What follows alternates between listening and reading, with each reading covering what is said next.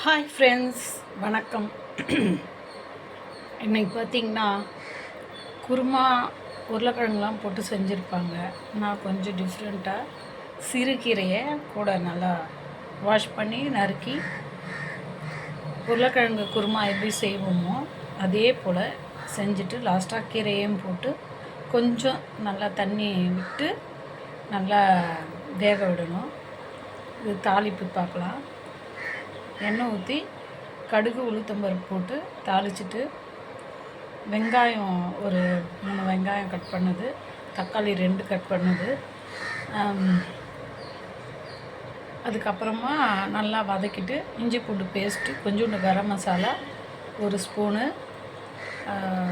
மிளகாத்தூள் அரைச்சது, வீட்டில் அரைச்சது ஒரு 1.5 ஸ்பூன் போட்டுட்டு பச்சை மிளகா 1 போட்டிருக்கேன் கூட. அதுக்கப்புறம் உருளைக்கிழங்கு நல்லா வேக வச்சது போட்டுட்டு கடைசியாக கீரையை போட்டு நல்லா பெரட்டி நல்லா வதக்கிட்டு கொஞ்சம் நல்லா கிரேவியாக வரணும்னு சொல்லி நல்லா கொதிக்க விடணும். இதுக்கு இந்த குருமாவுக்கு பூரி சப்பாத்தி செமையாக இருக்கும். ட்ரை பண்ணி பாருங்கள். தேங்க்யூ.